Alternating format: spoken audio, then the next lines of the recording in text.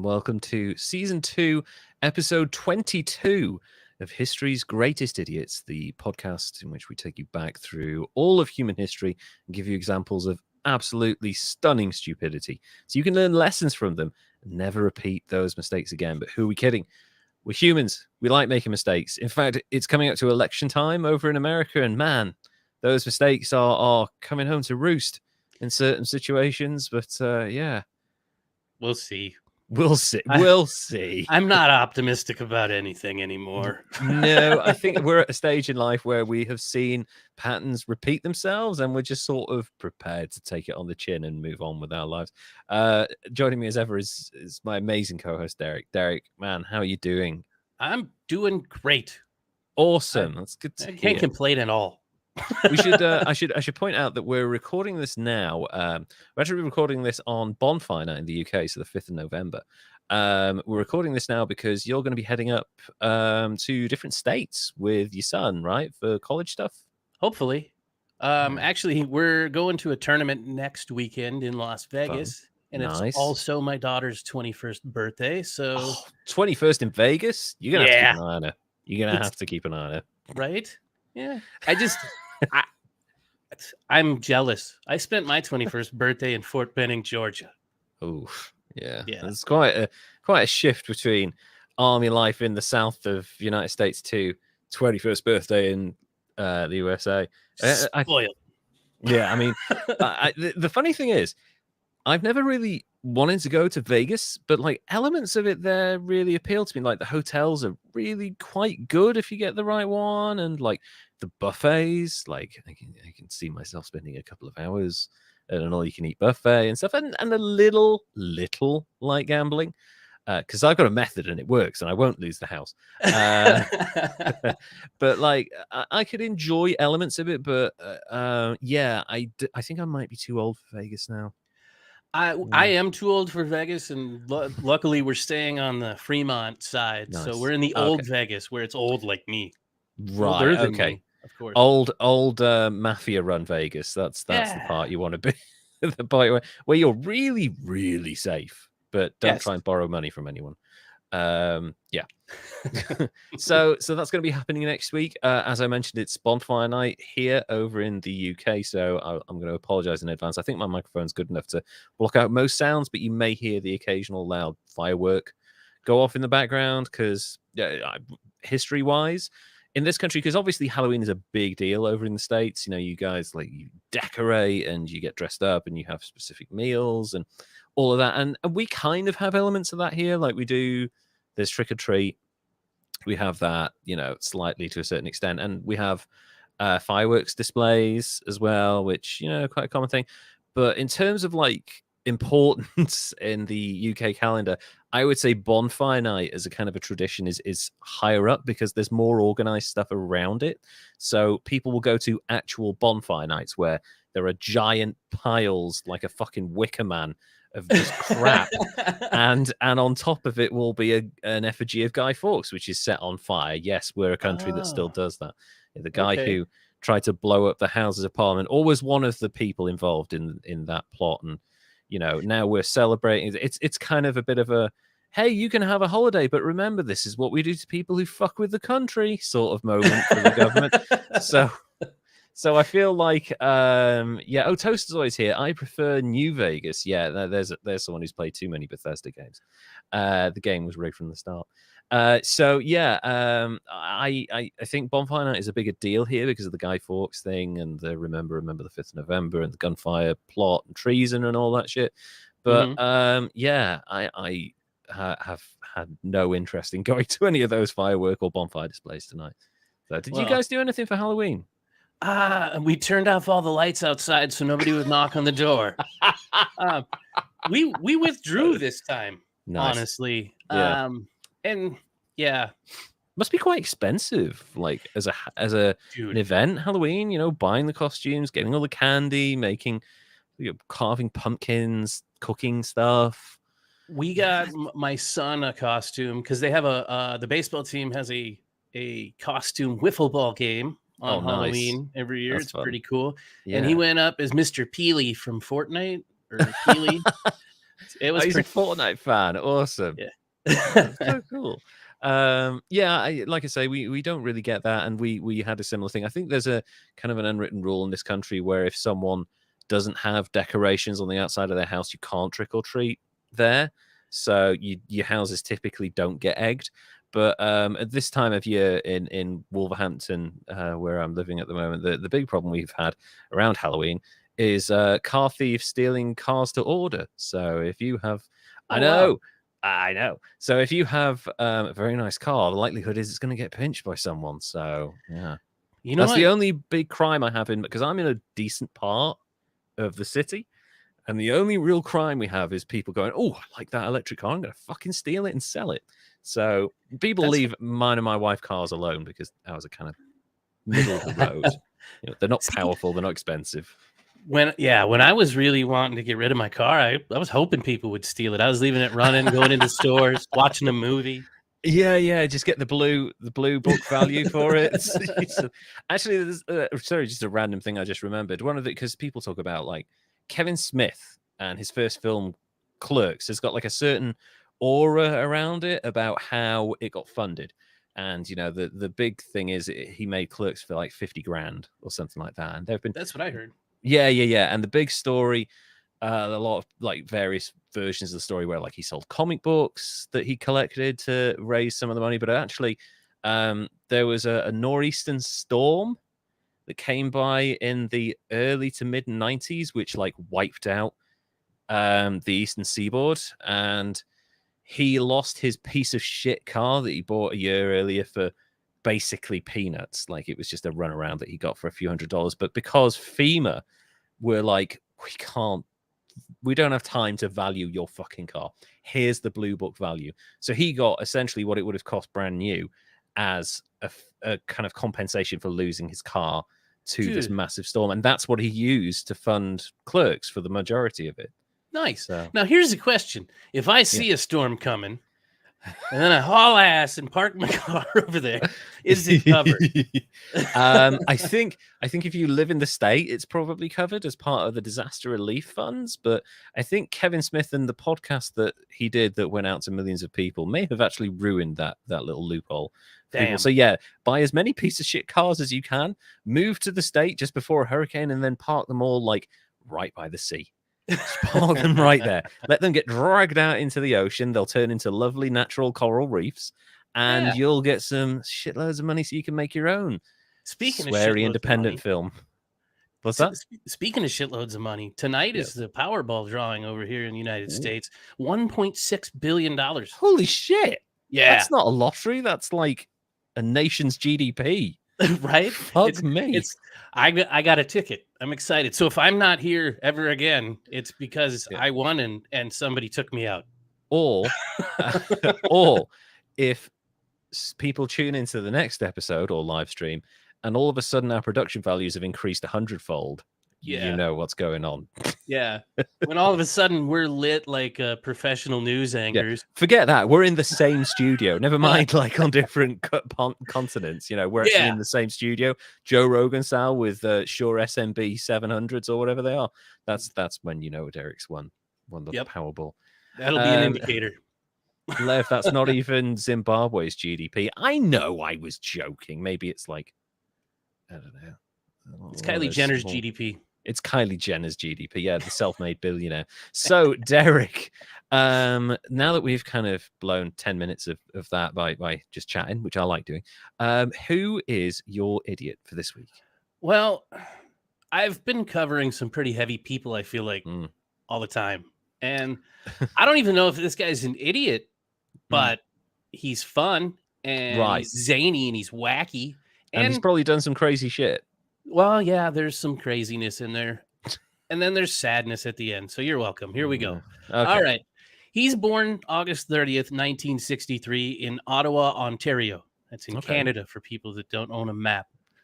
He was actually the youngest of two adopted children of William and Marion Brockie, who were originally from the United Kingdom. Okay, cool. Right around the time he's 3 years old, him and his family immigrate to the United States, and now he's got dual citizenship as Canadian and U.S. And he grows up in Fairfax, Virginia, has a normal life for the most part. But in high school, he gets interested in music. Okay. He's also got a really vivid imagination and super creative throughout his childhood. And that led him to forming one of the craziest bands, I think, to ever exist. And that band was formed shortly after his graduation from high school in 1981. A few years later, 1984 rolls around and Gwar is born. Gwar. And now I love Gwar. it's a heavy metal band, for those that don't know, that dress up, and there's a storyline that goes along with all of it.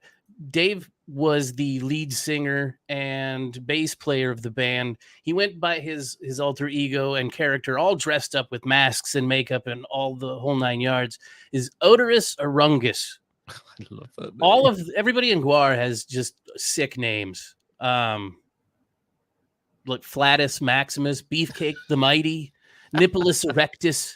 Oh, that's a bit Monty Python. It's the biggest dickus. That's funny because Dave was a huge fan of Monty Python all through high school, and he quoted them. And I believe it led to some of the backstory of these intergalactic humanoid barbarian devil horned. Here, I'll just show everybody a picture.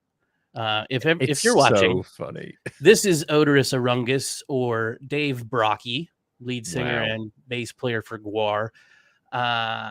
Oops, I forget how to get rid of that. There we go. Yeah, production values increased right there. Yeah, there you go. Also, sorry, Toastoid butting in with the Monty Python joke. He has a wife, you know. Amazing. Dave Brockie goes on, forms Gwar. They last from 1984 until, I think they're still going. I don't know if they replaced him, but he was the only one to play the character of Oderus Urungus. He also was involved in one of my favorite things, comedy horror, and in 2012 worked on a TV sitcom on FearNet cable called Holliston. That's by Adam Green, who also did Frozen, which is not the Disney Frozen, but the 2010 Frozen psychological thriller. Yeah, I think I've seen that. Yeah, well, they're like stuck on a... Yeah. Anyway, so back to Dave. He does Gwar, and if people don't realize the show, I'll see if I can show people that are watching. Oh, I got to share my screen. In the 90s, there was this push to stop rap music and rock music and obscenity, and Tipper Gore testified before Congress, and Dee Snider was coming out doing... This was the perfect, bestest time during shock rock and heavy metal. And in the 90s, David was also brought up on obscenity charges in 1990 when he was arrested in Charlotte, North Carolina at a concert that almost led to him being deported. And you might not think it was obscene, but we'll take a look here. Oh, dang it. That doesn't look obscene at all. It's just a nice camping scene. There he is. That's not obscene. I don't know where the one is that has like this monster popping out from his crotch. It's pretty amazing. That's just silly. Come on now. So, in 1990, they played that show. Well, now I lost my spot. Sorry. In Charlotte, that's right. And he was going to be deported. He took a cuttlefish on stage as a prop. Mm-hmm. And it was used to represent his penis on stage. And the video of that was actually used in court. Oh, come on. He wasn't deported, but he was banned from North Carolina for a year. So what's the fucking point? Like, he's not going to tour there for a year, so why bother? Oh no, I can't go to Charlotte. What a fucking loss. Well, hey, the lesson there is, when in North Carolina, don't use a cuttlefish or an octopus to represent your penis in public. That's a very specific rule. You might get banned for a year if you do that. But is it so? So you mentioned Tipper Gore. Is this immediately after we had the whole like Satan scare thing of the late 80s, or is this just after that? Like they've moved on from Satan worshipping cults to rap. Yeah, it's the evolution of that. It's after they've gotten the warning labels on the front of the things so that we know that there's bad language and scary things. But I mean, Jesus. When you look at a Gwar album that came out around that time is Phallus in Wonderland. Oh, amazing title. The song on it, Ham on the Bone, has got a detailed story that well, I mean, it's about the Phallus in Wonderland and the ham on the bone. Well, yeah. So you know what you're getting. You know, as a parent, if your kid's buying Gwar, you can see it right from the name. Yeah, and really compared to like, I'm trying to think of, say something like, I don't want to point fingers here, but who is that guy? That quite extreme rock musician guy who did a song called Jailbait. What's his name? Gun collector, sent death threats to Obama. Yeah, I can't remember his name. Didn't he? I Can't Drive 55 guy. Yeah. Oh, fuck me, that's gonna drive Van Halen, not Van Hagar. No. Anyway, he's far more dangerous because like that's like him and the kind of I want to say. I mean, they were probably given rebukes as well, but Anthony Kiedis of the Red Hot Chili Peppers, who actually slept with an underage Catholic girl and then wrote a song about it, way more dangerous. Yeah, Gwar. A little bit. Yeah, well, I don't know. They look pretty dangerous here. They look at he's humping garbage with a bat phallus. It's just stupid. It's silly. What's wrong with people? Oh my god. Yeah, and honestly, the only idiot part that is really in existence in here is that all during this time from 1984 on, he did like most rockers and partied. Well, and on Sunday, March 23rd, 2014, he was found dead, sitting upright in a chair by a fellow band member, and the cause of death was determined to be a heroin overdose. So, holy shit. I got dark quick. Yeah, and wow. that's all I got. Sorry, that's that. No, that's fine. That's kind of the absolute embodiment of burning bright for a short period of time, isn't it? And then flaming out. That's. I mean, I've heard of musicians dying young. You know, you think about before they really got a chance to like kind of establish themselves. You think about someone like Sid Vicious. Or maybe you could argue Kurt Cobain because he hadn't really transitioned into a different form of music at that point. I guess you could argue maybe Jimi Hendrix as well will be another example. But there's another guy, a lesser known guy in a band called Snot, who I fucking love. Snot. Dude, James Lynn Strait. That one album is incredible. It is by far and away the best thing to come out of the new metal era. It was kind of before new metal was really a thing. That album called Get Some by Snot it's the loudest, most brilliant album I've ever heard. James Lynn Strait screams down the microphone for like 45 minutes. Yeah. And then like he died in a car accident and that was it. Like gone forever. I think he was in a Jeep or something and it didn't have like a roll cage and it just crushed him. But that sucks.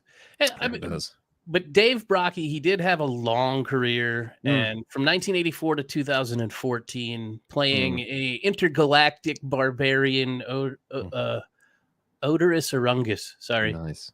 Yeah. But so he did have a long career, and he was what did you say? He was 63, so he would have been 50, 51 when he died. So you know, still short. I mean, shit, that's 10 years away from me and you right there. So. You know, that's not a long life. I feel like his impact, because Gwar were like, they were on Beavis and Butthead. There was a random segment where they were in like Empire Records. Yeah, I feel like the film Yeah, like a what's his weird name was high playing with dream him. sequence thing where one of the characters gets eaten. Yep. Yeah. Yep. By a character in Gwar. That's a great movie. That was a great That scene. is a great movie. Yeah, that was the movie that inspired me to go and work at HMV. Little did I know they were fucking slave drivers. But so yeah, I feel like Gwar existed in this like just below the mainstream subculture, along with like Primus and bands like that, like kind Green Jello. Yeah, another great example, like bands that you heard about and that like occasionally had a song on like MTV2 or whatever it might have been, or the like the fringe version of that, but like they were always sort of there in the background, this cult existence of really interesting music mixed with lore, Yes, and storytelling. And kind of the interesting thing is that the band that have taken that to the mainstream, that kind of interesting image and lore and slightly fringe cult like music, would be Ghost, who have become like huge over the last few years, like particularly memes like that Holy Mary song of theirs, Mary on a Cross, it's been all over TikTok and shit like that. And you know, the guy every few years reinvents himself as a different Antichrist Pope sort of figure. But you know, they kind of influenced a whole generation of like slightly weird avant-garde metal and musicians and stuff like that. So you know, there wouldn't be a Slipknot or like a what was I going to say, that other band that did like Dig. Clutch was one that they inspired. Clutch, that they love Clutch. With. Holy shit! The noise that band comes out with, it's very like scary southern kind of intimidation. I love it. I love it. I'll put Electric Worry on repeat and just jam it out. Listen to us connecting over music now. We've probably lost like half the audience now. Sorry. No, that's fine. That's fine. Metal was meant to be weird. That's very true. I mean, it's particularly weird if you see what's happened to Bruce Dickinson in the last few years. Fuck me, that guy's lost his mind. But yeah, but yeah, like the kind of the flamboyance of metal that was born out of, ironically, you know, the term comes from like, because a lot of it was from the West Midlands, from the Birmingham area where I'm from Black Sabbath and people like that. Like early metal bands were metal because they were from industrial areas, you know, construction industries and stuff like that. Yeah. So, you know, steel industry, stuff like that. And the heart of the Industrial Revolution in the West Midlands and the Midlands, that's where the metal song comes from. But if you think about where that starts from, like Ozzy Osbourne and Black Sabbath, and the kind of they started with the whole occult devil worship, but then it got a little bit weirder and weirder, and Ozzy became like a bit of a cartoon character as time went on, and like that carried on through bands like Gwar, who are just so entertaining. And I feel like obviously like the investigation from the government will have helped their sales no end, because I guarantee people are like, holy shit, they're Obscene, I'm buying that record. Right. But you know, I feel like they don't get enough credit. There are some bands that never really get the credit they deserve. I always think that Faith No More don't get anywhere near as much credit as they deserve for the influence they've had on music. But or the Mike Patton, who's got one of the best voices in music history. So yeah, I can't, other than the way he died, which was incredibly sad, I can't really give your boy, I've forgotten his name. Dave Brockie. Dave Brockie, yeah, that's a cool name actually. That's almost like a rock name in itself. I can't really score him too highly because I feel like the stupidity really comes from the death, which is sad. You know, who's still doing heroin at 50? Yeah, you know? You gotta find peace before that by then. I know, yeah. You look at the Rolling Stones, they stopped doing drugs in their 40s, and they are, well, for the most part, they are still alive, except for the one who died in the pool and the drummer who died recently. But you know, those fuckers should be dead. Steven Tyler should be dead 5 times over, but he's still alive because he stopped doing drugs in his 40s. If you're still doing the hard shit when you hit your middle age, you are done for. You know? So God, if you make it to middle age and you're doing the hard shit, should be you've used up all your luck. Yeah, your body starts to fall apart like in your 40s anyway, like as I'm finding out in my own ways here. But you know, So I think the death scores him a little bit higher, but really I can't be too angry with the guy because he's such a unique part of music history. I think I kind of have to go like 70 with him. You know what? I'll take that. I was kind of shooting for a D because I just wanted to talk about Gwar and show funny pictures and GIFs. I just fucking love Gwar. I do. I would talk about Gwar until like the end of time because it's one of those bands from that era of MTV when MTV was hot. Like everything it touched was hot. So by proxy, if Gwar appeared on Beavis and Butthead, they were going to be seen by millions of people who might have never heard of this fucking insane band. Well, yeah. And did you know that they were involved with Doom, and the software development hired Gwar to produce a showcase for the Halloween event for Judgment Day release? I didn't fucking know that. That just brings it up. I'm gonna have to lower the score again. That's gonna be a 65 now because Doom is one of my all-time favorite games. I didn't know they were involved with Doom. That's so random. I once saw a guy in a YouTube comment section describe Rolling Stones as when your grandpa is cooler than you. I mean, yeah, it depends how you define cool, but sure, yeah. But yeah, I'm going to say David Brockie of Gwar. This is probably a solid 65. Not that stupid. Death was sad, but yeah, for his kind of contribution to the world of music and subculture in rock and metal music, definitely like not an idiot, just a wonderful, interesting person.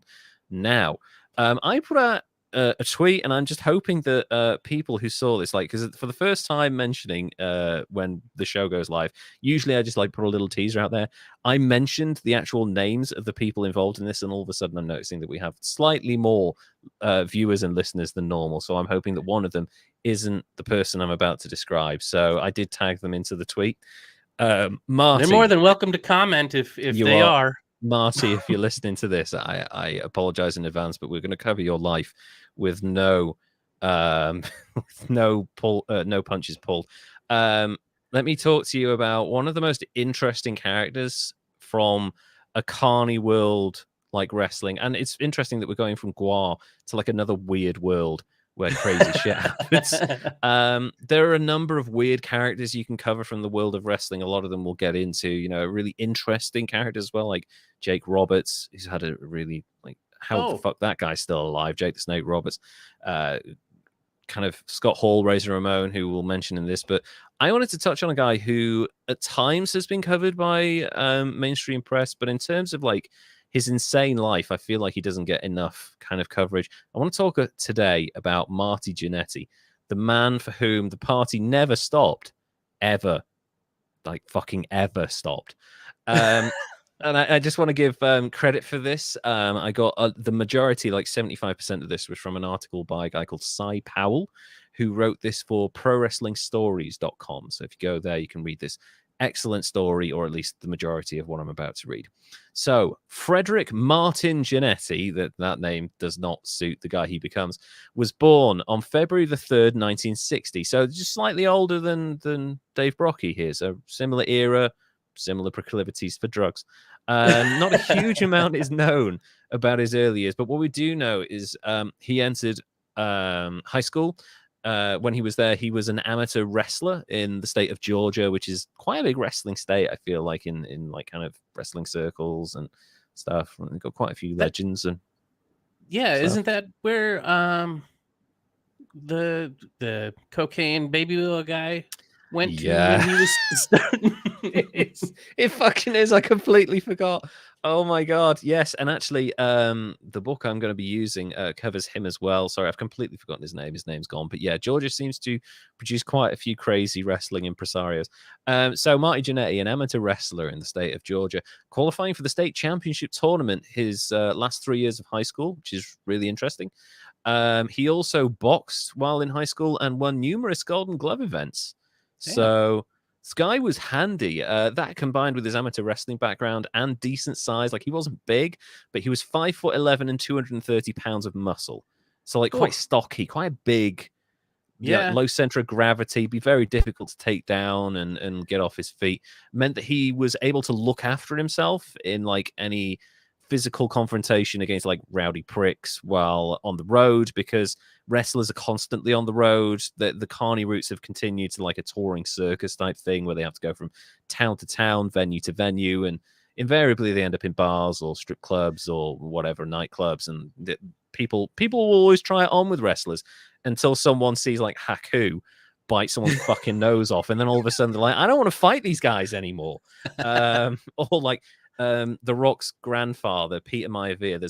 Just going off track now. Peter Maivia, High Chief Peter Maivia, is really lovely Hawaiian kind of laid back guy. And one day, a British wrestler called Billy Robinson, who was one of the most miserable human beings on the planet, but who also had a reputation for being tough and a shooter, called him a racial slur. So Peter Maivia picked him up over his head and threw him through a window. And then when he wouldn't back down, when Billy Robinson didn't realize that he'd lost a fight because he'd been thrown through a plate glass window, Maivia put his thumb in his eye and tried to pop his eye out. Yeah, that's how fucking crazy wrestlers are. You get in a fight with them, they're not going to take you down and put like a headlock on. They're going to try and rip your face off. They're crazy bastards. So, dude, yeah, that one guy was pretty stabby even. Yeah. New Jack liked to stab people even when he was working with them. So yeah, Marty Jannetty kind of able to look after himself, which is very important as a wrestler when you're going from town to town, particularly in the early 80s when people tried that shit. So quite a lot. Georgia is right next to Florida, so maybe the energy that causes Florida to disregard the laws of physics and logic seems to cross the state border. I agree with Toastoid on that. I feel like there may be a little bit of crazy crossover with that one. Yeah, for sure. So after high school, he wrestled at, that's a word, Chattahoochee Valley Community College in Alabama, where he was a two-time NJCAA qualifier. I'm assuming that's like it's a not National like NCAA. Junior College Athletic Association. It's the NCAA, but the junior college version. Yeah, sure. So, like, decent wrestler, but not quite like Brock Lesnar, Kurt Angle, NCAA champions multiple times. Yeah, D1 schools and stuff. Yeah. The big names.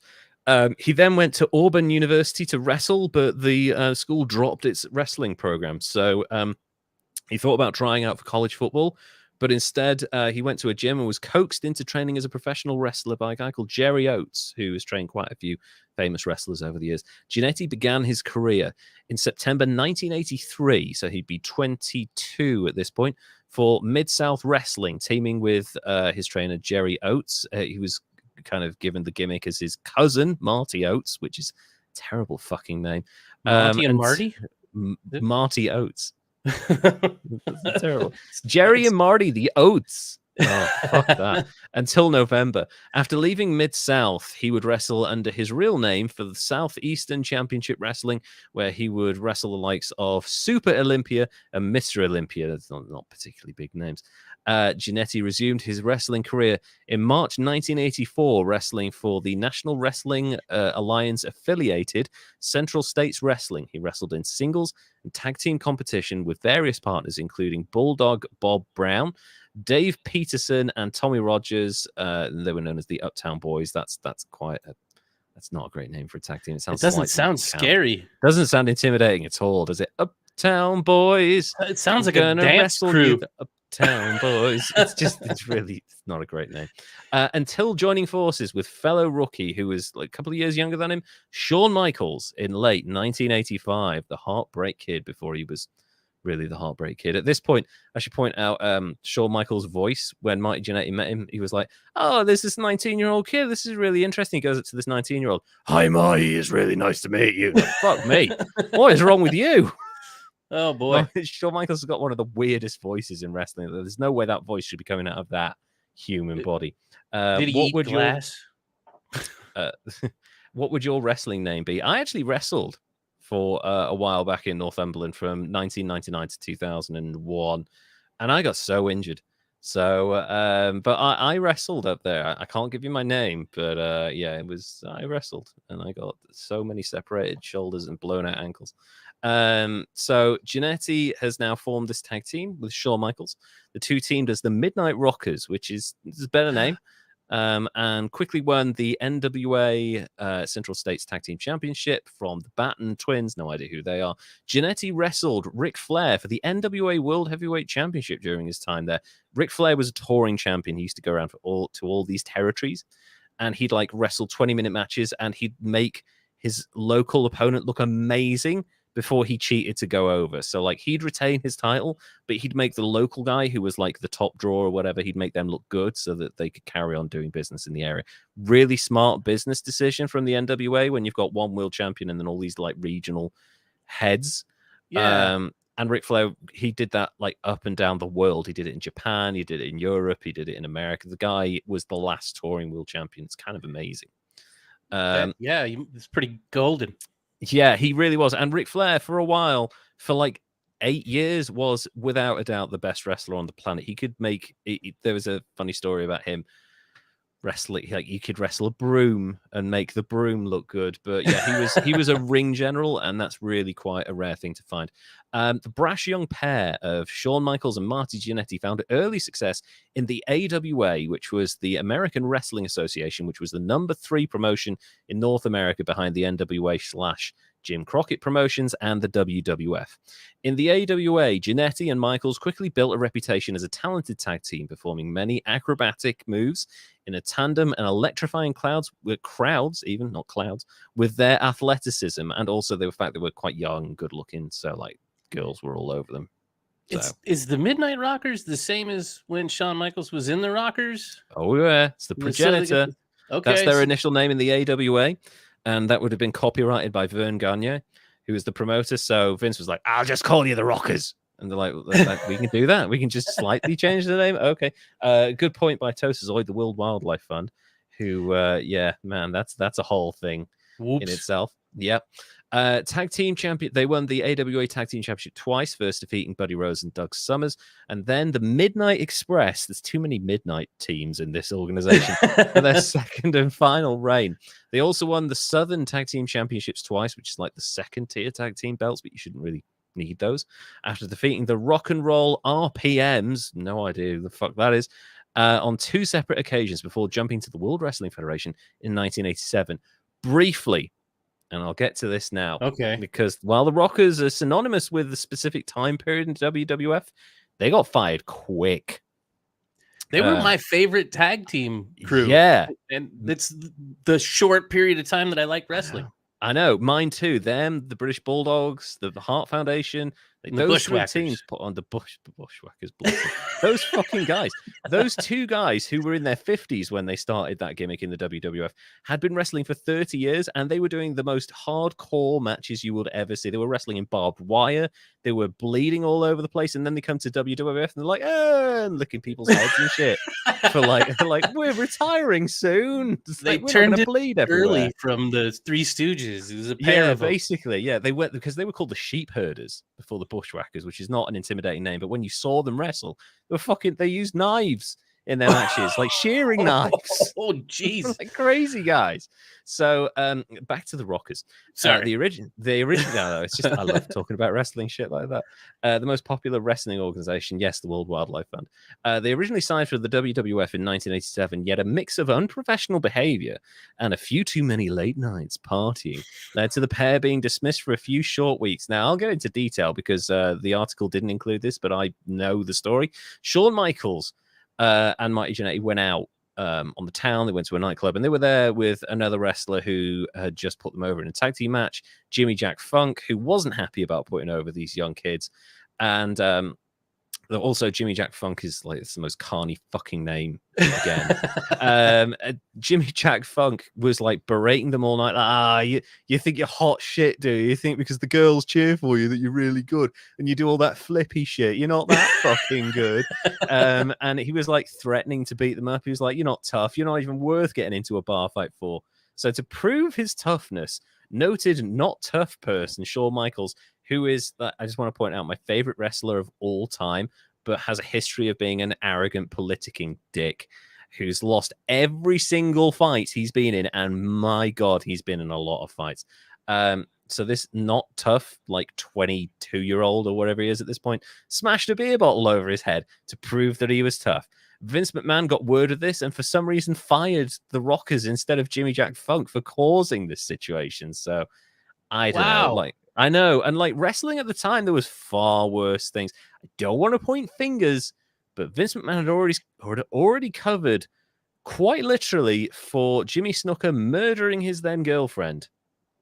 And he's like, oh, no, that was just an accident, guys. Police, please don't press charges. And like, he admitted that he covered for that shit. So, but then he fired somebody over a beer bottle over the head. I know. Yeah. I don't know. I guess maybe they didn't have dirt on him yet. So, yeah, maybe. Anyway, after working for various small territories, Marty and Sean found their way back to Vern Gagne's AWA. However, the once thriving company was on a steep decline because of the WWF's rapid expansion across the country and stealing all of their top stars. When Michaels and Jannetty requested more money, and like, I'm not talking big, like maybe $50 a night or something, not huge money, they were greeted by a negative response and they immediately left the AWA. So they're only there for like a busman's holiday sort of thing, really. With seemingly nowhere to work, a prayer was answered in the form of WWF chairman Vince McMahon. McMahon informed the pair that he would give them an opportunity to curb their party lifestyle and act more professionally, which, like, Vince is a fucking party animal himself, so that's a bit hypocritical. Is that what he considers professional, though? His level of partying? His level of partying, yeah. There's a funny story about Vince McMahon, the Legion of Doom, Hulk Hogan, and like a couple of others going to and the Hart Foundation, so Bret Hart and Jim the Anvil Neidhart, going to a strip club late at night. And Vince McMahon's like, oh, yeah, you're all tough, but you're not as tough as me. I fucking fought Marines in the 50s and shit. And so he was telling all of the wrestlers to give him their finishes, but full force. He's like, hit me as hard as you can. You can't knock me off my feet. So like Hulk Hogan gives him like really gentle clothesline. And then the Legion of Doom pick Vince McMahon up, and Hawk puts him on his shoulders. An Animal jumps off the top and just gives him like the slightest delicate clothesline, and Vince falls backwards, and all the guys behind him catch him, and Bret Hart says they all gave him a golf clap, and it was all very. And he said, Bret said he looked over at Jim Neidhart, and Jim Neidhart's just doing this with his beard, and he's like, fucking Hart Foundation would have done it properly.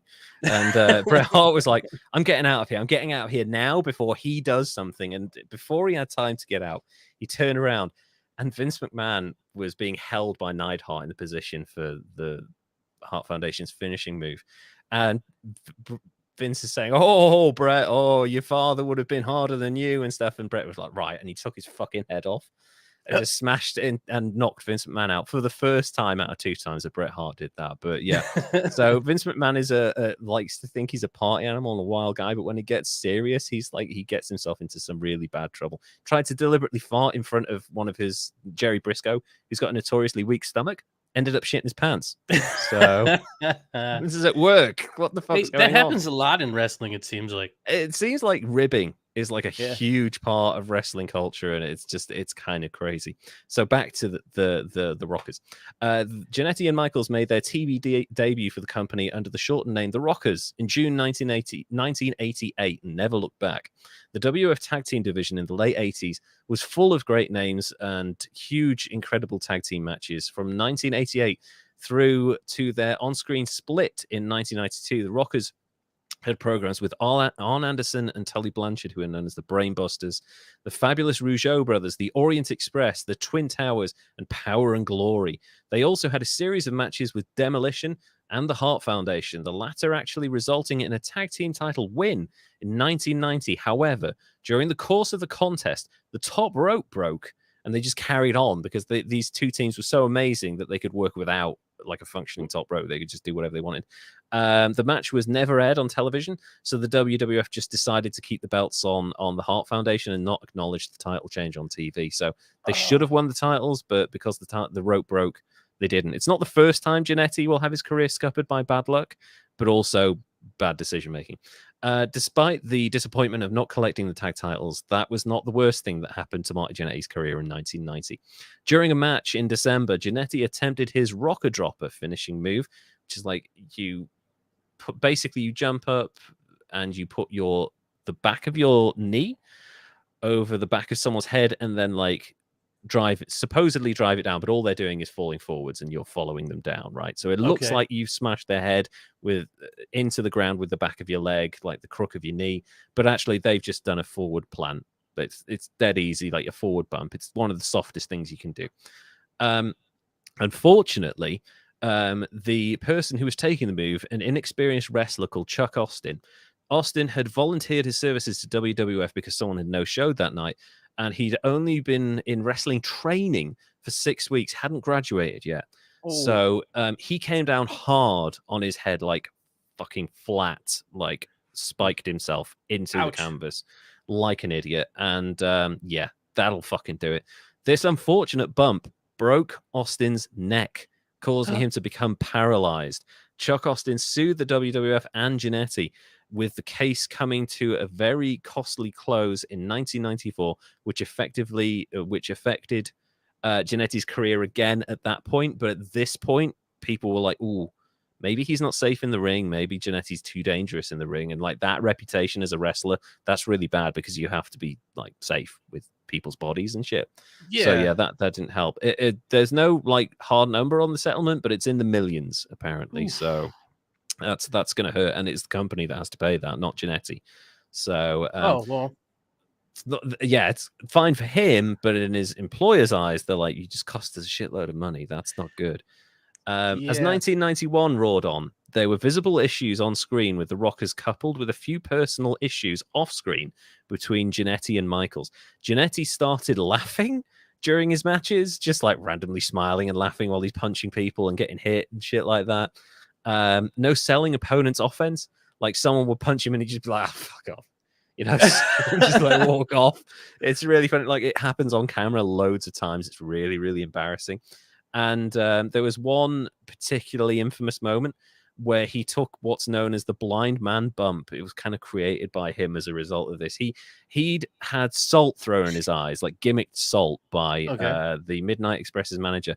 And instead of like falling over and holding his eyes, he decided to do he held his eyes and did like a Frankenstein stumble around the ring going, oh. And then he deliberately walked over a barricade and flipped fully over it and landed in the laps of people on the front row. And there's this oily wrestler landing on them going, oh, my eyes, I can't see a thing. And Shawn Michaels, who's working his arse off in the middle of the rings, looking at him going, what the fuck are you doing, you crazy drugged up bastard? So he's just off script, huh? Yeah, he just decided to go up for a fall into the crowd, just lie in people's laps for a bit and just like smile and pretend that he's dying. In Shawn Michaels' biography, Heartbreak and Triumph, the Shawn Michaels story, he explains that Jannetty stated the team could get a higher guarantee with WCW than if they kept to their current WWE contracts, which turned out to be very inaccurate. So Jannetty has disputed this, saying it was in fact Shawn Michaels who wanted to test the waters elsewhere. Whichever version is true, this led to Jannetty going up to Vince McMahon and asking for his release from the company. He wanted his contract just torn up because they signed like 3-year deals back then. So that's like, you've got a downside guarantee, you got all this merchandise, and you just want to walk away. When McMahon said, when McMahon said he would regret this, Michaels was apparently visibly shaken by Vince's response, because Vince is like that. He's like, you'll never be anything without me. And Shawn Michaels, behind Jannetty's back, called the chairman himself to explain, in actuality, Jannetty, who was the driving force behind the potential departure, and Shawn wanted nothing to do with it. That's some fucking bullshit right there. Oh, that's like selling your body out. Right. Yeah, there. Just right under the bus. Yep. Fucking throw him there. You remember me telling you that Shawn Michaels was a prick? This is the start of the prickness. He's like in his mid to early 20s, and he's like, I'm going to fuck my friend over. Eventually, the duo decided to stay with WWF. I don't know why they'd want to leave. They were earning $500,000 a year in the early 90s at this point. That's a shitload of money. Why do you want to leave? They just really didn't like each other or the organization that much? Or I think the wheels are just coming off generally at this point. Like, and you know, we've both been in situations where you work hard, but like working hard in wrestling is a lot like being on the road, traveling a lot. You're getting hurt all the time. You're not really having a time to recover. You get like 2 days off a month. to go home and see your family and shit. Like, that's not much time to recover. So yeah, I think they were burning out, but Jannetty was like, he was really fraying at the edges. Regularly out partying and overdoing it, Jannetty was becoming a bit of a problem again and falling back into his old habits. This caused him and Michaels to clash a few more times, with the most famous incident being in Roddy Piper's hotel room, where the police had to be called. Yeah, we're getting a Rick James level incident here. This is kind of crazy. According to Michaels in his biography, an intoxicated Rowdy Roddy Piper. He says intoxicated. He doesn't say what substance it was. Piper was a big fan of cocaine, according to Ric Flair, so it was probably coke. An intoxicated Piper was very vocal about Shawn Michaels was the future of the business. He was right. You don't say that in front of an equally inebriated Marty Jannetty, who took offense to that and challenged Shawn Michaels to a fight there and then in the hotel room. So that seems legit. Yeah, something Shawn Michaels wanted nothing to do with, because he knew that this guy was a trained amateur wrestler. He'd won Golden Glove tournaments. He'd been to college. Like, he was like, I don't want to fight you. You'll kick the shit out of me. This did not stop Jannetty from still trying, and he attacked his partner, leaving a decidedly wobbly Rowdy Roddy Piper to separate them. This Piper's coked out of his mind. He's like, stop fighting. Stop it. Like, what are you going to do? You're barely able to stand as it was. That's one version of events. The other version is that Jannetty challenged Michaels to a fight, and Shawn just straight up pretended not to hear him. It's like, la la la, carrying on with my life. That's a good idea. I mean, it would have been a good idea had Marty Jannetty not been dead set on fighting him. Like, in that situation, the best thing you can do is get distance, try and calm them down, and get the fuck out of the room, because they're going to fight you if you stay there, no matter what. So just leave. At that point. So Marty beat the shit out of him, basically, is the other half of that. During the melee, the police were arrived and wanted to arrest Jannetty, but luckily for the bleary-eyed Marty, Macho Man Randy Savage was hanging around and convinced the police, it was nothing, brother, it was a work, and convinced the police that it was all part of the show. And after collecting a few autographs and shaking hands with the Macho Man, shake my hand. The police left. However, the damage was done. Michaels wanted to quit the WWF over the incident, seemingly done with his long-term partner's antics. Now, this threatening to quit after getting in a fight is something that regularly happened whenever Shawn Michaels got the shit kicked out of him for being a prick. And because he never wins fights, he always got his ass kicked. So Bret Hart beat the absolute living shit out of him backstage because Shawn Michaels went on screen with they were in a feud, and he said, I know you're on the road, Bret Hart. You've had some sunny days. Now, what he meant by that, Sunny was a female wrestling personality at the time. Bret Hart was married, and everyone knew what he meant. He was alleging that they were having an affair. So Bret Hart, hearing that, not being told about it in advance, not agreeing to it, went backstage, confronted Shawn Michaels about it. Shawn Michaels went, "Oh, what are you going to do?" So Bret Hart beat the shit out of him, because that's what you do in a situation like that. And also, the ironic thing is that Shawn Michaels was having sunny days because he was fucking sunny on the side, not Bret Hart. So that was kind of ironic. Yeah. And another one, Harris brother, these Harris brothers, these twins that were in a tag team, massive guys. They're kind of neo-Nazis, so fuck them. But Shawn Michaels said that they were useless, and the Harris twins ordered everyone out the room. And one of the Harris brothers picked him up by the throat and pinned him up against the wall. And Shawn Michaels started crying while he was being punched in the face. And then Shawn Michaels... Yeah, as you do. I'd be fucking crying. I'd probably piss myself as well. And another night, Shawn Michaels went out on the town with Sean Waltman, the 1-2-3 kid, and the British Bulldog, and just decided to start flirting with a woman who was clearly with a Marine that night. And the Marine was there with some of his Marine buddies.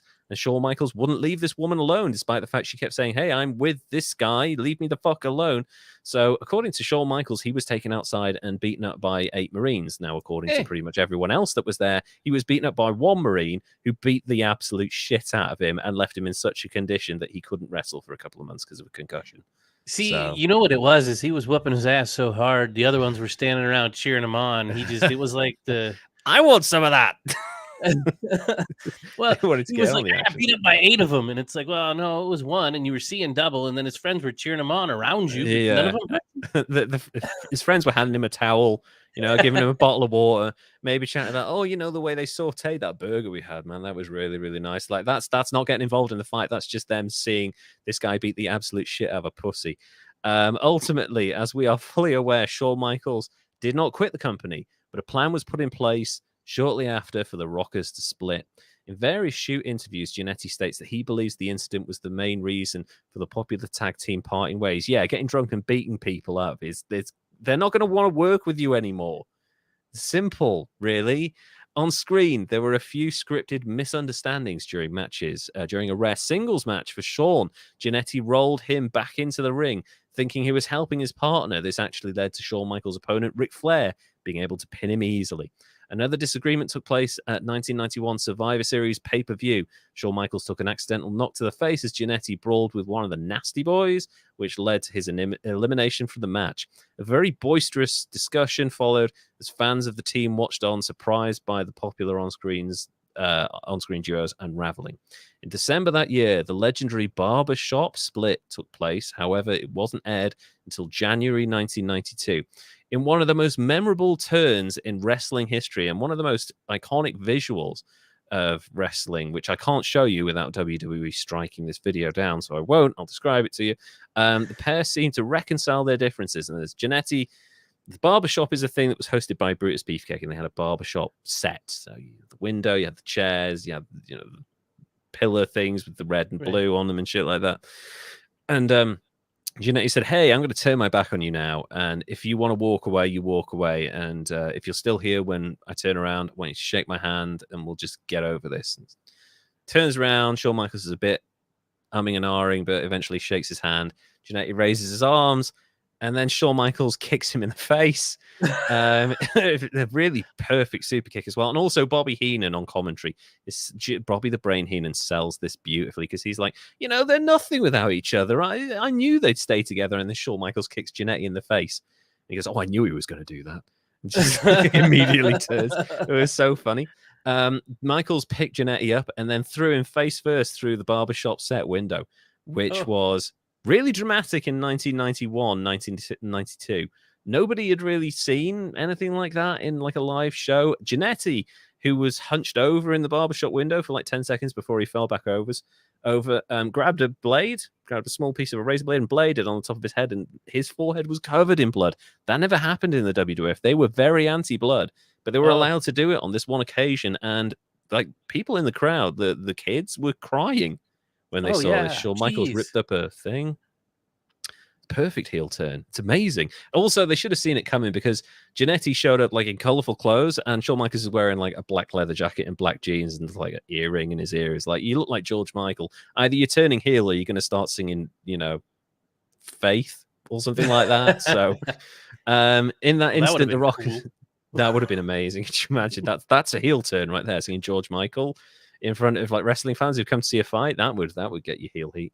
The Rockers were done. Something of further interest in this segment when watched back is the difference between the two, which was evident even then.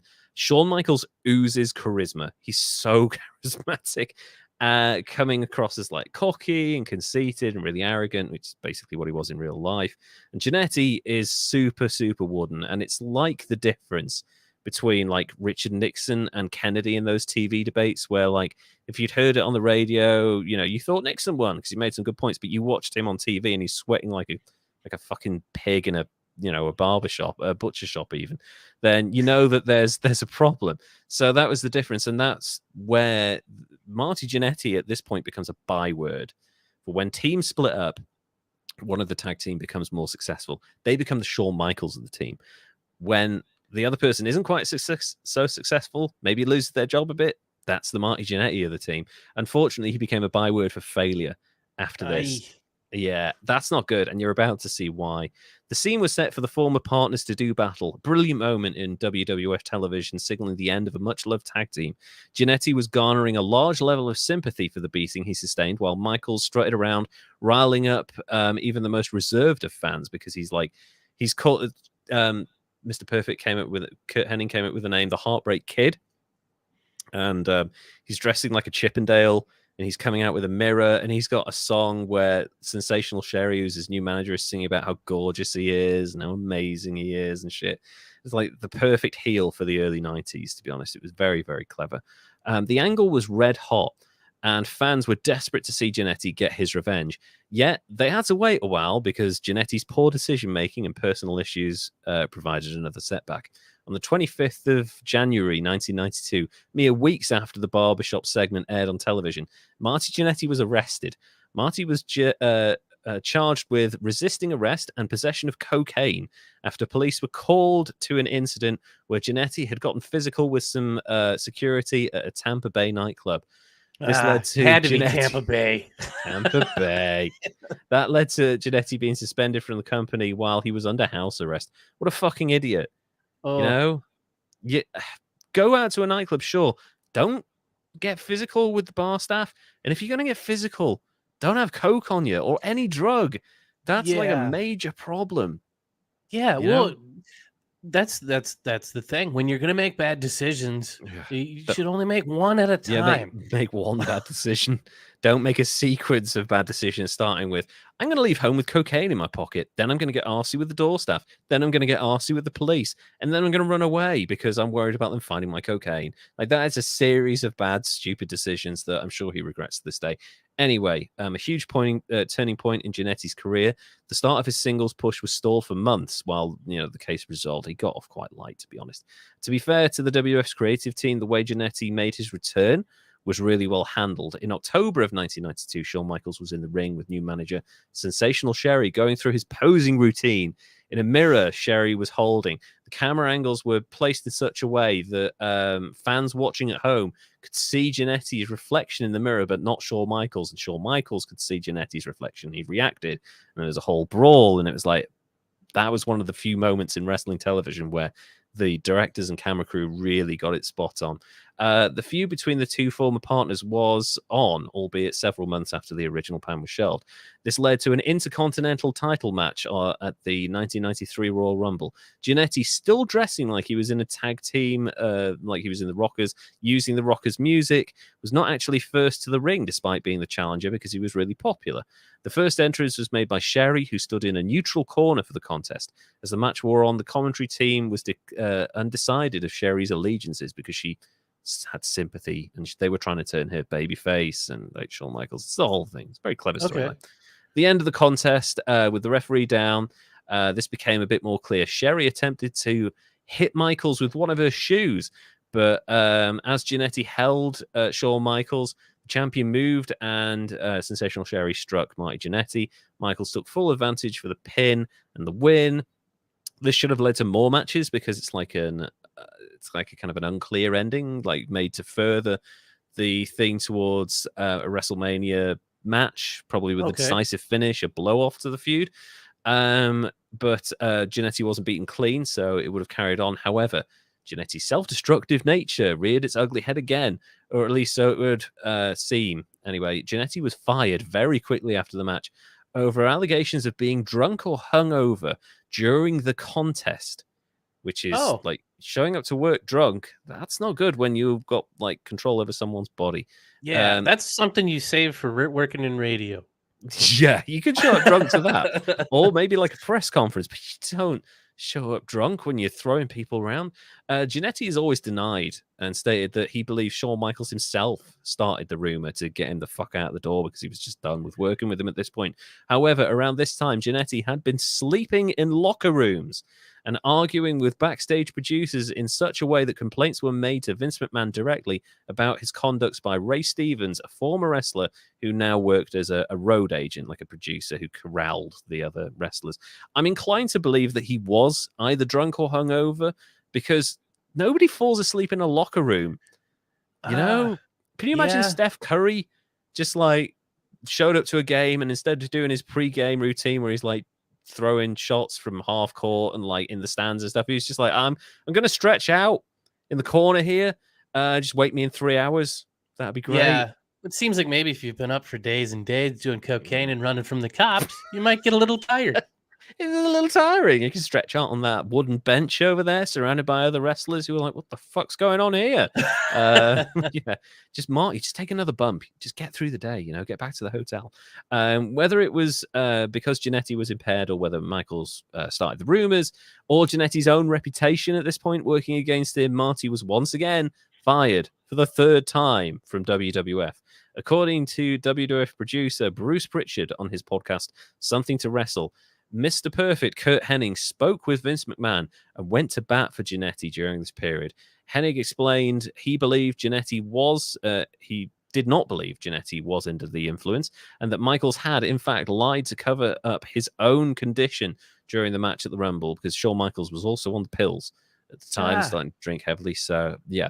Due to Hennig's testimony, Jannetty was rehired almost immediately, and Jannetty made the latest of his returns on Monday Night Raw on May 17th, 1993, with adversary Shawn Michaels in the ring, declaring he can beat anyone, issued an open challenge. Jannetty came through and accepted.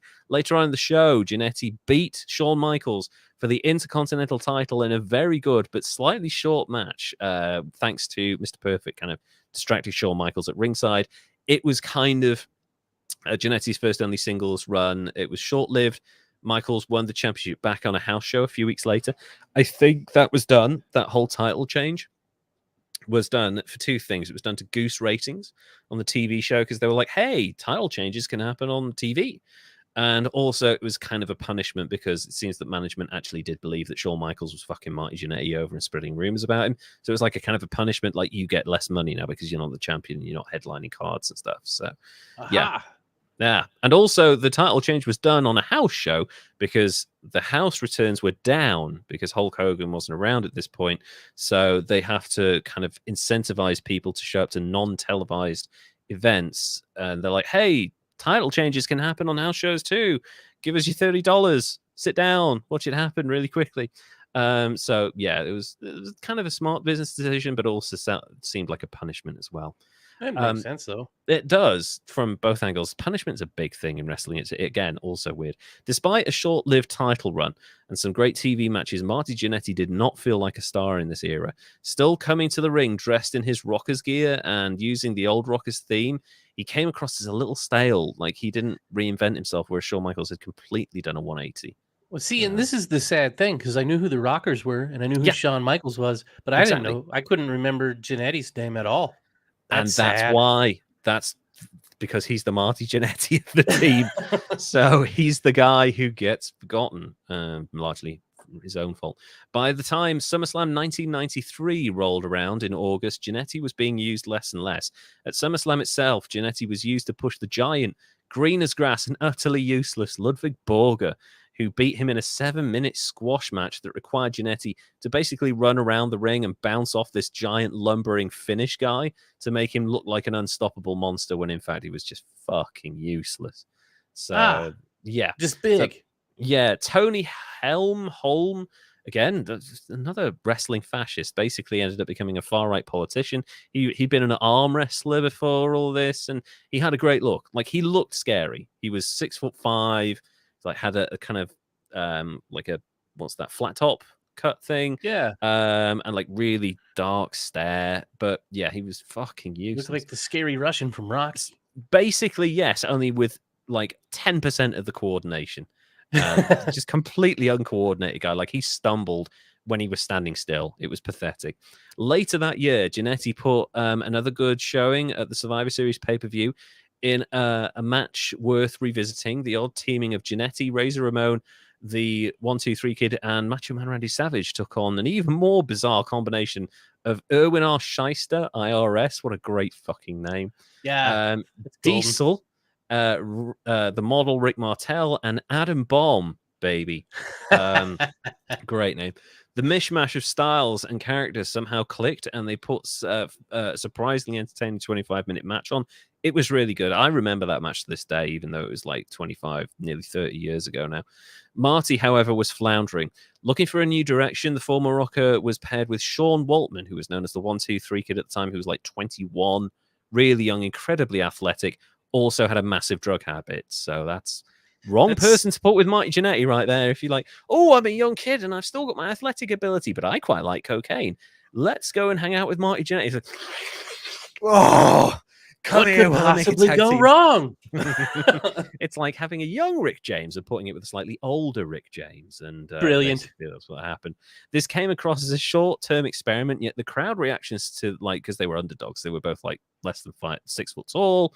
They were both flyers, and like they were surrounded by giants at the time.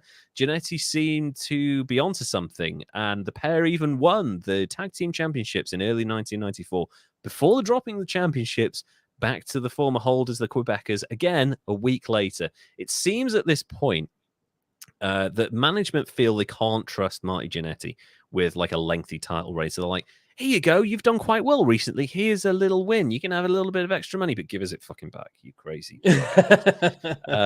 Because they know he'll screw up. And I mean, he's been fired at three times at this point. It's a fair assumption that he's going to screw up, right? So yeah. And is he now I'm trying to remember. Is he screwing up usually when he's doing well? He's at this point, like 1994, he's solid. So it's like I'm trying to think of a way. Think about any like baseball or football team, and you're trying to like fill out your ranks, right? And you need like good hands. Like, oh yeah, this guy's, he's not a starter, but he can do a job. He can do a job in this position, and if we need a backup, like late in the game or something, like it's perfect. He'll do fine. Okay. So that's what Jannetty's like. He's got 10 years experience at this point as a wrestler. He's kind of a screw up. He's not going to be the guy, but he's useful. He can put guys over. He can build up other stars. And if you need like a spot in the card where the crowd are going to react, they'll react to him. He's just like, he's not the guy you want to give the keys to the car with the baby in the backseat on, because it's going to drive off a cliff. So while they're doing quite well, Jannetty's been rewarded. The kid continued to work tag team matches and for a few weeks, putting on some exciting showings. Marty hit the self-destruct button again. In February 1994, Marty Jannetty was arrested on a European tour for attacking hotel staff over a phone call he was trying to make to his sick father that was not connecting properly. I can understand the distress in the situation, but Marty, stop fucking hitting people. I don't know what the story is, but certain things make you mad. And you overreact. Yeah, I mean, and Jannetty has a history of hitting people, right? He's beaten up his tag team partner. He's beaten up security staff. He's tried to attack police. Why wouldn't you think you could take on hotel staff at this point? Like you've beaten people much tougher than them. So so he's arrested and also like arrested in Europe. That's like a whole, because like a third of their business at this point is coming from Europe, and they were doing more and more tours.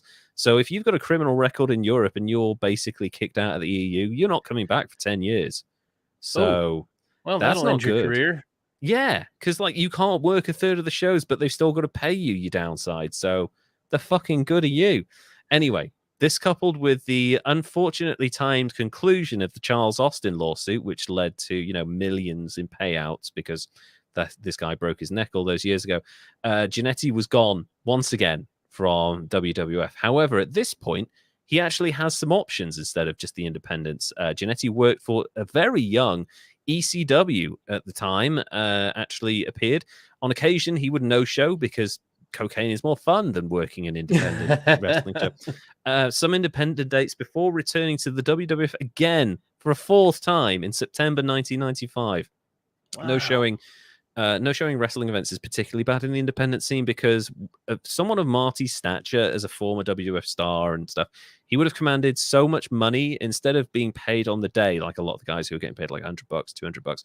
He would have been charging thousands of dollars. So in that situation, what wrestling promoters do is they send you half of your money up front as a retainer. So like, we'll give you half now so that you can, pay for your car and your hotel or whatever it is. And then you get the other half when you show up to the show.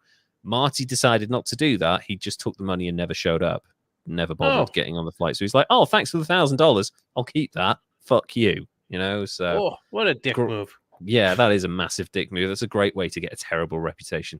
However, the Marty Jannetty that was rehired by WWF in September 1995 was not the same competitor from his Rockers days. You couldn't compare him with the Marty of the old.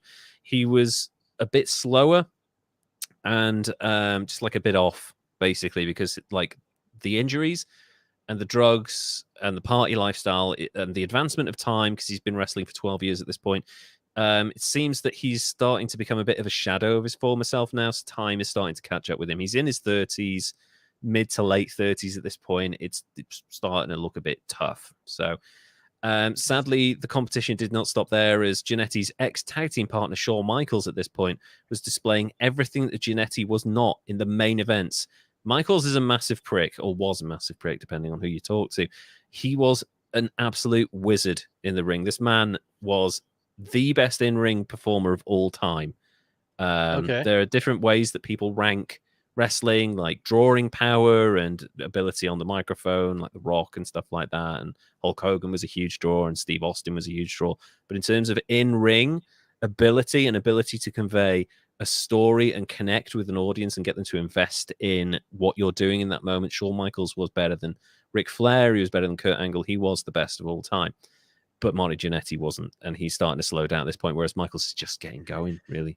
You got to kind of wonder if that adds on to it being so close to somebody so big.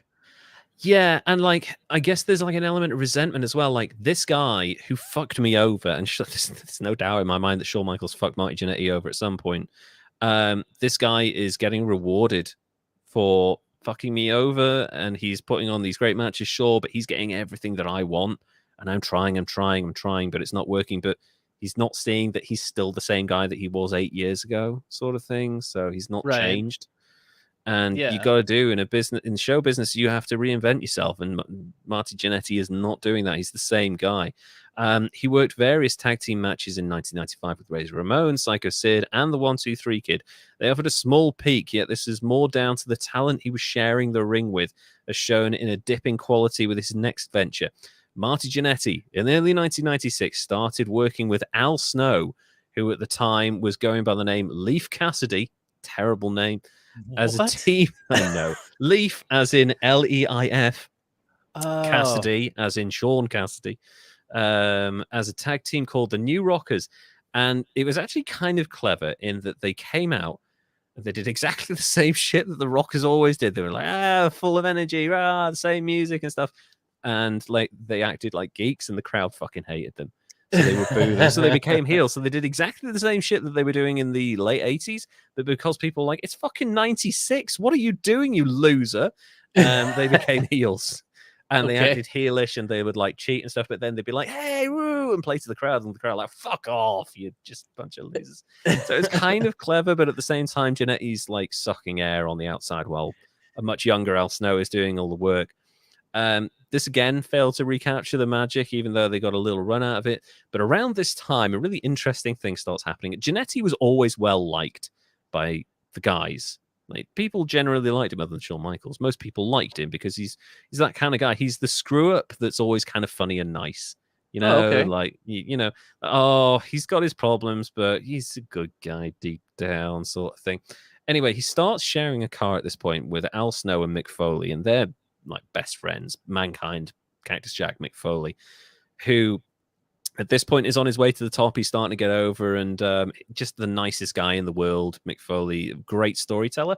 I have his book here, and in this book, Mankind, Have a Nice Day, Mick Foley's first autobiography, which I've had for like 20 years. You can see how tatty that it's a big fucking biography, and on the back he's got a list of every injury he's ever had, including the half missing ear and shit like that. Yeah. That's a lot of injuries. There's a section in the book where Mick Foley talks about Marty Jannetty and Al Snow and him sharing a car ride to a venue. And Jannetty was like trying to pass the time, because they always tell stories to pass the time, right? Marty Jannetty decided to do an impression of his old promoter Vern Gagne from the AWA. Okay. And how Vern Gagne was berating him for not knowing how to wrestle properly, because Gagne was like, take him to the ground and you gotta like pull the leg and shit, and like Marty Jannetty wanted to do exciting moves, and Vern Gagne hated it. So Jannetty was recounting this conversation he had with Vern Gagne, only he replaced the word wrestle with the word fuck. And I'm going to read. I'm going to read from this tattered biography now, in as best a Vern Gagne voice as I can do. Let's see. He was promoting in the Minneapolis area, which prided itself on the technical wrestling emphasis. By doing a dead-on Vern Gagne impression and substituting the word fuck for wrestle, Marty had us on the verge of crying. Jesus Christ, kid, where'd you learn how to fuck? Not in this territory, because in this territory, fucking comes first. Back in the day, kid, we knew how to fuck. After all, that's what the name on the marquee says. Fucking. So, Jannetty's telling the tickets. I know.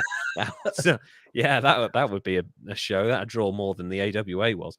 So, yeah, he did this, and they basically had to pull the car over because they could barely breathe, and they were like laughing their heads off. So Jannetty is well liked. He's become like a fun wrestler, but he's completely unreliable. Later that year, Jannetty left the WWF this time of his own request, asking for his release. After working a few independent dates and showing up in ECW again, Jannetty resurfaced in the mainstream WCW television shows, which primarily working as an enhancement talent to bigger stars. Jannetty almost seemed revitalized, wrestling a new wave of talents such as Chris Jericho, Chris Benoit, who would pretend he doesn't exist or didn't exist, and because he murdered his wife and son, and Raven. Marty performed at a higher level than his last WWF run, and picked up an injury, unfortunately, on Monday Nitro against Conan. The injury basically meant that he would be released from WCW, but because this was the height of the Monday Night Wars, and they WCW used to sign people to guaranteed contracts. So Jannetty would have signed a 3-year contract, and I have it here. His minimum downside guarantee: you pick up an injury, you can't work for a year, you can't sell any merchandise, you're off TV, you're at home, limping around, whatever it was. His minimum downside guarantee as an enhancement talent, where he's not winning anything, was $250,000 a year. Damn. Minimum. That's if you go home. Solid. You go home, you do fuck all, you earn $250,000 that year. And then the next year of your contract, and the next year of your contract. And if they want to buy you out of your contract, they have to pay half of it up front. So you work a year, you get injured, and they're like, oh, you got 2 years left in your contract.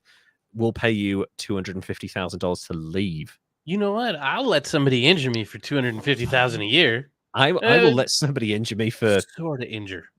Give me the kind of injury where I can still make myself dinner and shit like that. But yeah, injure me for $500,000. That's kind of crazy. And that's just the minimum downside. So while he's working, he's getting TV bonus, he's getting house show bonus, he's getting pay-per-view bonus, whatever it is. And this all adds up.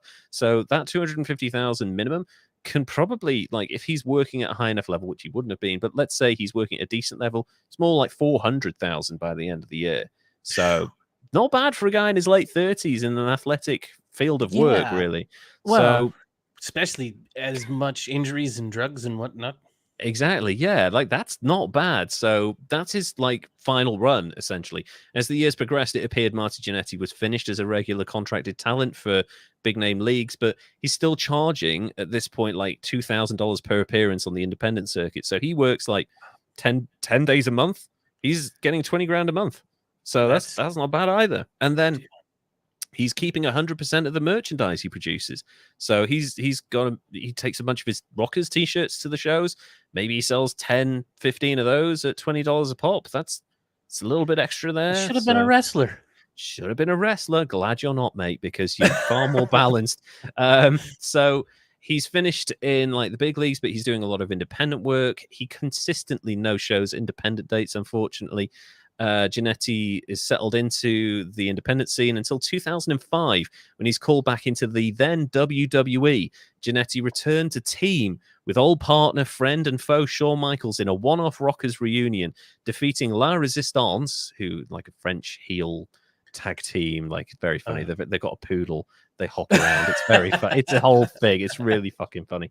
On Monday Night Raw, the following week, Jannetty wrestled again, this time against former Olympic gold medalist Kurt Angle, as the Olympic hero was gearing up to his WrestleMania match against Shawn Michaels, which is one of my fucking favorite matches. These two are amazing.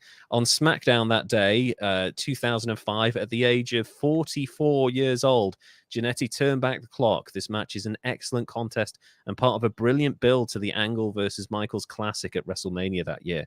Marty Jannetty was then being used for several weeks in some high-profile moments. He actually held his own in the ring with Kurt Angle, who's probably the second best in-ring performer of all time behind Shawn Michaels, and the guy who won an Olympic gold medal with a broken neck. Like that's Kurt Angle. That's his whole thing.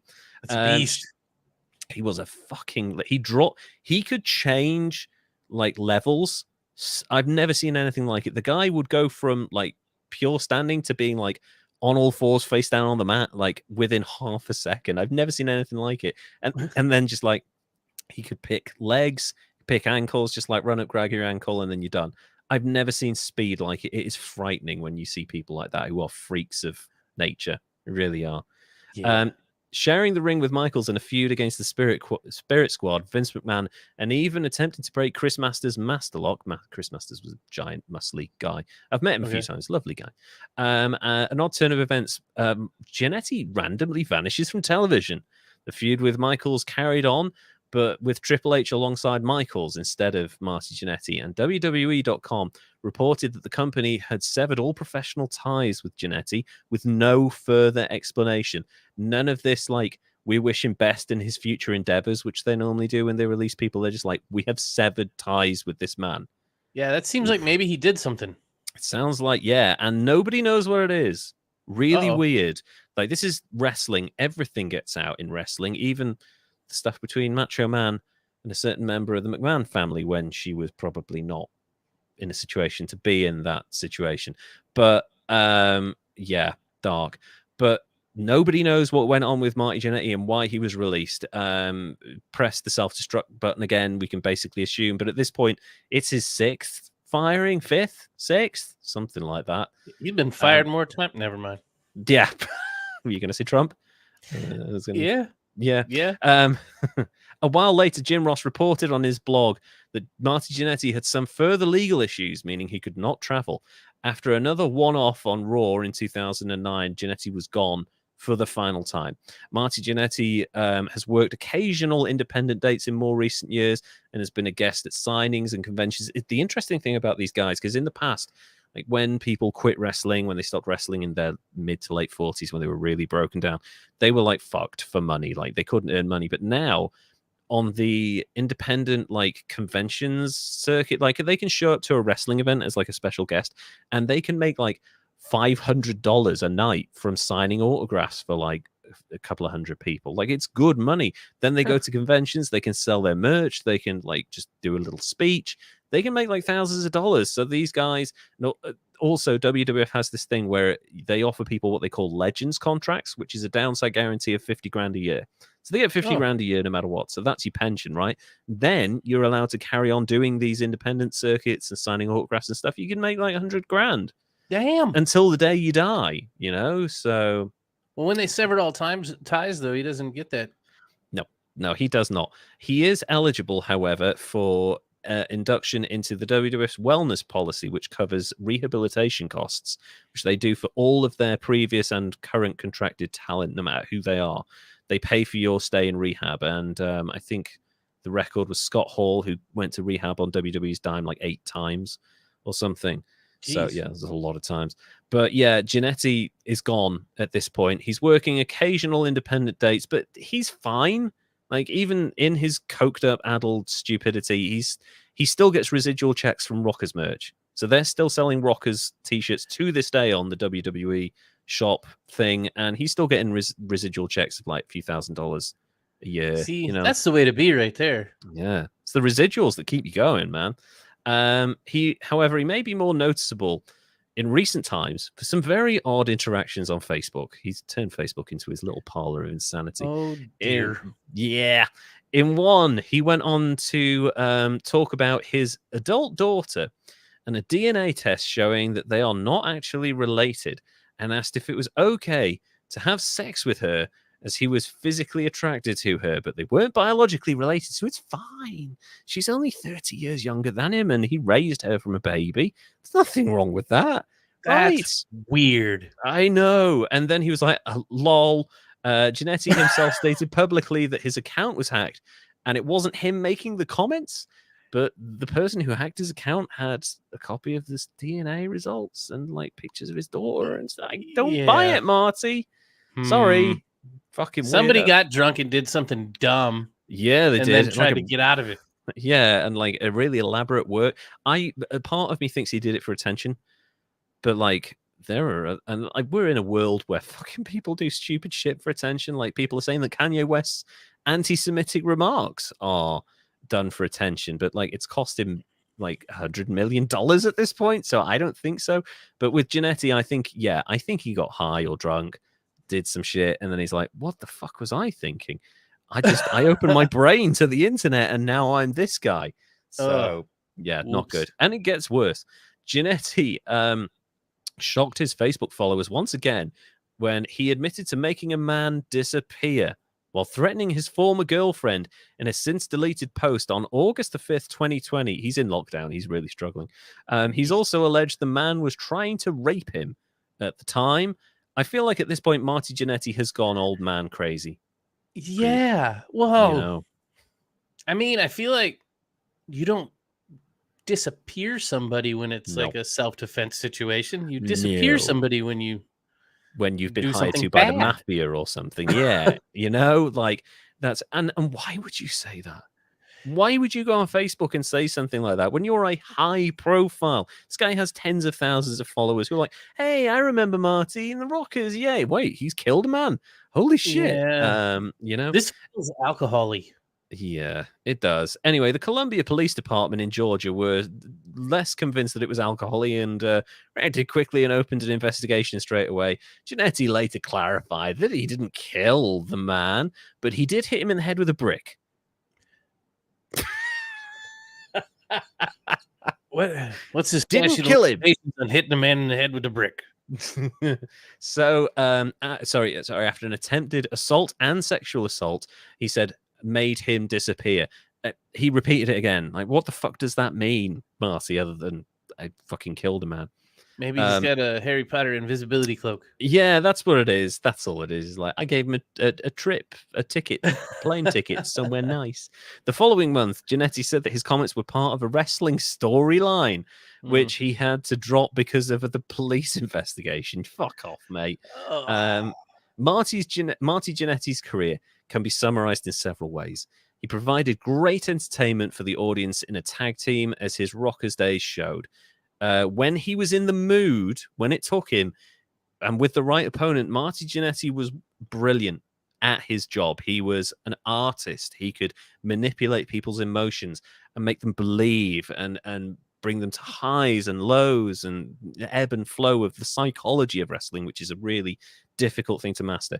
He was brilliant at it, even in one-on-one matches. However, his party lifestyle, you could not believe behind, could not leave behind, coupled with a penchant for a party lifestyle and bad mistakes, seemed to basically scupper his entire career. A career with several highs, but possibly also a career of unfulfilled potential, really. I feel like, and this is just a final closing thought, I feel like he's a bit like the Paul Gascoigne of wrestling, only he didn't reach the heights of Paul Gascoigne. He didn't have the talent of Paul Gascoigne, but he partied as hard as Paul Gascoigne, just like this guy who had potential and who never really reached it because he just couldn't stop pressing that self-destruct button. And unlike every other time we've covered a story like this, there is no attributed trauma in his past. Nothing. Okay. As far as we can tell, he had a great childhood. So just like the blow, So what do you make of Marty Jannetty, wrestling's insane party animal? Well, I mean, he didn't end up, that we know of, naked and covered in baby oil and cocaine, chasing hookers around a hotel, but he did fight Shawn Michaels in a hotel, so that counts. He did fight Shawn Michaels in a hotel, yeah, and also there's still time. So he's not got to the hookers yet because he's still obsessed with his daughter. So oh my goodness, yeah, that's the weirdest thing. And I swear, like to me, it feels like alcohol may be involved, and he gets drunk and he thinks something's gonna be funny, or I don't know. You do really dumb stuff when you drink heavily. Yeah, and I feel like everyone knows that person who like maybe doesn't have the best judgment in like humor or social situations and stuff. Everyone knows that person that's like a little bit awkward and says and does something. I remember when I was back in my first university days, there was the head of the art department was a woman who was like very artistic, but like quite flighty and a little bit odd. And she showed up in a place where a bunch of students were drinking. And for some reason, her and a couple of the other lecturers showed up and started drinking as well. And it kind of got a bit weird because we're like 18, 19 at this point, and she's like in her 40s and she's showing up drunk. And she just like out of the blue, after like 3 or 4 pints, she just said, "Why do they call it a blowjob when you suck?" And like a part of my mind went, I have to get the fuck out of here. This person is dangerous because they don't understand the boundaries. And I feel like that's Marty Jannetty. Yeah. You know? And that's, I think that goes along with substance abuse and probably some head injuries. And oh, yeah. I don't know. I can relate because I've done dumb stuff. Not to that extent. No. I don't think many people can say that. I mean, it sucks. And he gets I think the thing that's going to get him the highest score from me is that he really did have a potential to have a great career and be better than he was. But he got his own way, and getting in your own way 6, 8, 10, 12 times, whatever it ended up being, at least 4 or 5 with WWEF. Yeah, like 6 or something. And it's funny because there's a quote from $1 Million Man Ted DiBiase said about Vince McMahon. He said, "You can say what you want about Vince McMahon, the man, the character, the person he is, whatever. He loves giving people second chances." And in Jannetty's case, it was 6. Yeah. So, fuck me. Now, no death involved. Well, he disappeared, man. Oh, sorry, it was a wrestling angle. That's what that was. Okay, right. Yeah. That's just dumb. Like, that's so stupid. That's like a bad lie got caught on it and then is just worse at coming up with a backstory out of it. I know. Instead of admitting it, he's just, I'm going to tell a worse, dumber lie. I know. It's weird as well because like, I get like and this is another man thing. Men sometimes try and act tough, try and say big, tough things. But like, if you ever see a picture of Marty Jannetty, and I can't pull one up now because I didn't get one ready, he looks like Eddie Van Halen, basically. Same hair, like smiley, happy. Like there's nothing intimidating about Marty Jannetty at all. It's so weird. Yeah. Even though he is tough, you know? So I have respect for the Rockers days and everything that he did, and that was fun to learn about. But just because he self-destructed and blew up his own career, I'm gonna give him a 72. Thank you. Yeah, I feel that's fair because, like you say, nobody's died. He's still alive, amazingly, and he's like his screw-ups only ever seem to really, except for the guy he broke the neck of, but that was like most. That's kind of on him. Yeah, I feel like the guy who only had 6 weeks of training should not have been getting in a ring at that point. Like that's dangerous shit, really. Right. And yeah, okay, the guy got a payout. He's fine. Like he's taken care of for life. He's had millions of dollars, so his medical issues will be taken care of. But I feel like Marty Jannetty's generally his screw-ups only ever seem to damage him. They don't affect people around him so much. That seems true. Yeah, he totally just blows himself up, and there's not a lot of collateral damage around it. Yeah, I mean, obviously, being married to the guy would suck because you don't know which month he's going to come home and go, "I've been fired again." But like, other than that, like, there's nothing. I haven't found anything in my research that suggests like he's like violent to his loved ones or anything like that. I mean, he's kind of attracted to one of them, but anyway, I feel like that.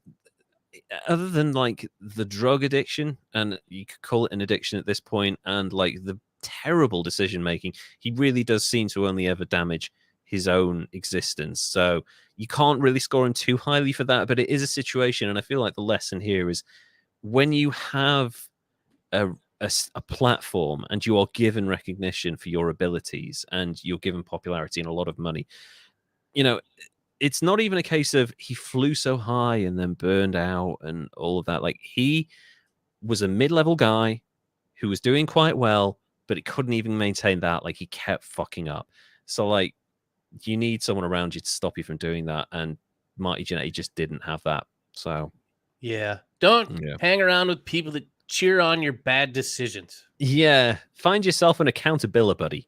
You know, someone who's like bring you back down to earth. Go, oh, I don't know. That looks a lot like cocaine, Marty. You know, maybe we shouldn't do it this one time. You know, maybe don't go and punch that security officer. You've got cocaine in your pocket, Marty. Why are you running away from the police? You still got the cocaine in your pocket, Marty. It's like he needed someone there to be like, Marty, just calm the fuck down, mate. Honest to God, you're not a kid anymore. So yeah, and I feel like that's part of it. Is he's still 18 in his head. So yeah. But yeah, that was, I found that really interesting to research, and I'm really glad we got to touch on Gwar, because it's one of those things that I feel like maybe generations below ours won't really have a huge amount of awareness of, because they're so fucking cool. You know? Yeah, and I'm not gonna lie to everybody. I wanted to go into further depth, but I closed the thing that I was reading off of. That's fine. I got plenty of it. Same. I panicked and couldn't find it again. That's it. So, yeah.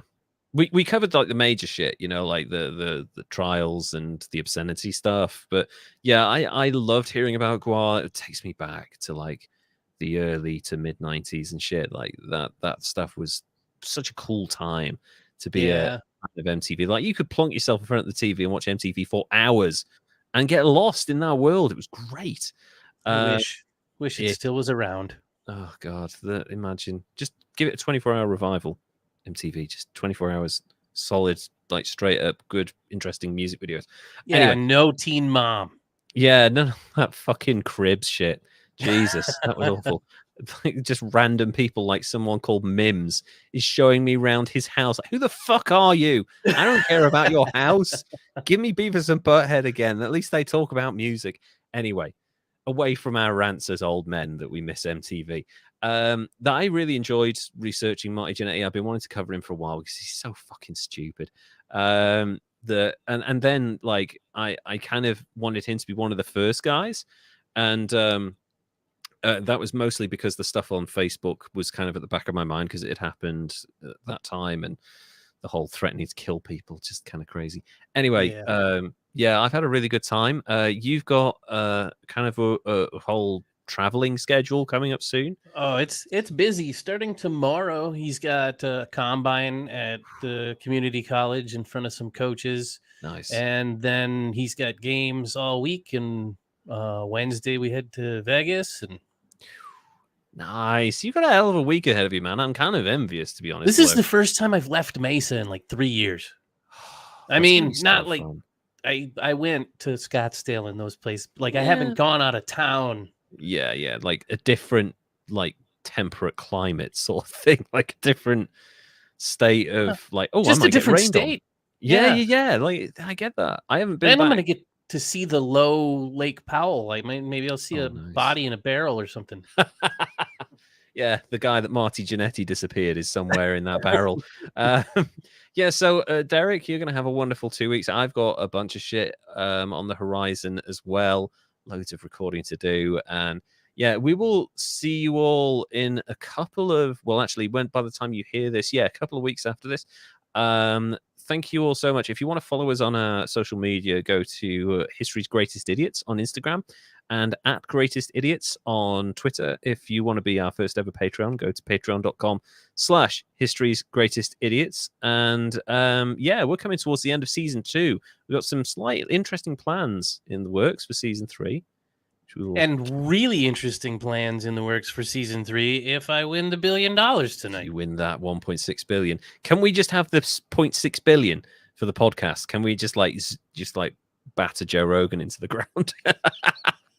Yeah, you know what? I think I can swing something. Yeah. I'll negotiate with whoever wins. Yeah, exactly. Excellent. So until then, thank you so much, everyone, for tuning in. Derek, would you like to say goodbye, please? Bye, everybody. Goodbye, and we will see you again in a couple of weeks. Take care, everybody. Bye now.